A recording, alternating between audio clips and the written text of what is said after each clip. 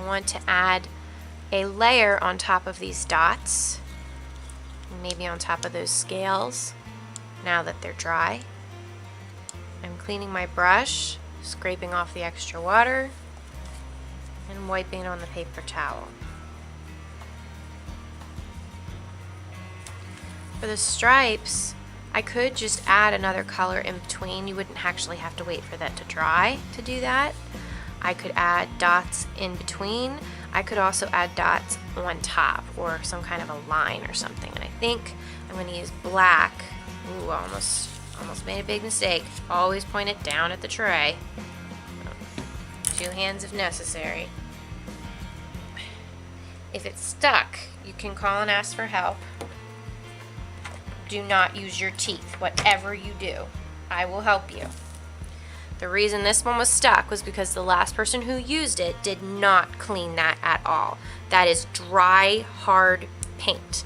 And if you come out and find something like that, please pull it off, throw it in the trash. We need to take care of these caps. Oops.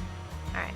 So I could use my brush and draw little lines with my brush across.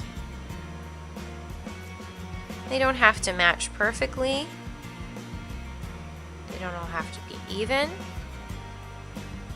They can if you want them to be. Another thing that you could do if you wanted even thinner lines is use a flat brush. We have some flat brushes that have red handles. If you want to do some of those flat stripes, you may borrow one. They look like this. So I would be using this edge to press down. So I will get the edge filled with paint, tap off the extra. If I'm not sure how big the line will look, I can always test it on my tray and decide if I like it. I do like that, so.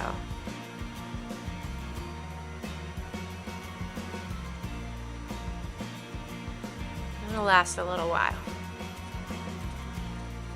Anytime you think you're running low or it gets dry, just tap the brush back in for more.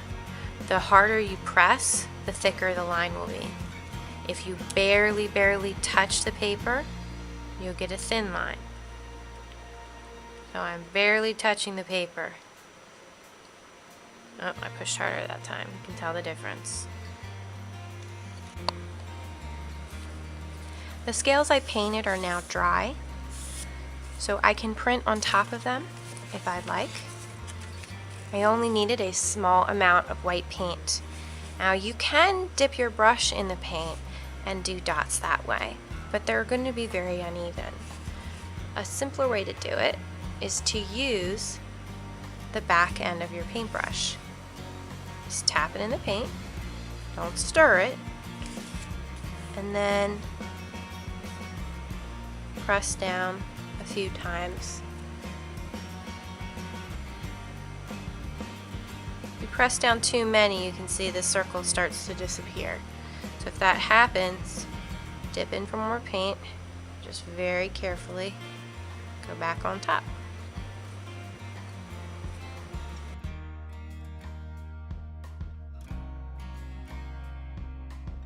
If you start to get too much paint on your handle, you can always just wipe the sides off with your paper towel before going back and dipping in the end again.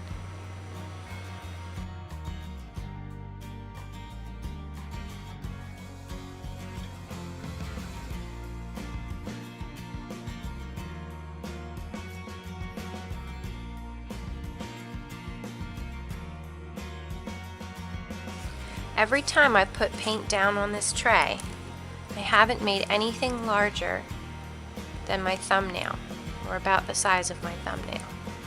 You can always add more paint, but since we only need things for small details, you do not need to add a huge glob of paint.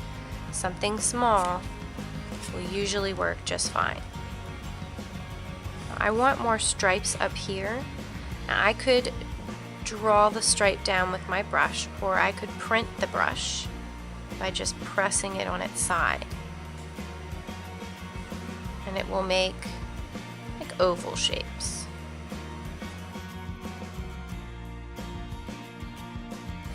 Again, you do not have to paint the face part if you don't want, but please try and finish each section of your fish. You can see I did not finish the print yet, so I'll need to go back and finish printing the dots on this fish.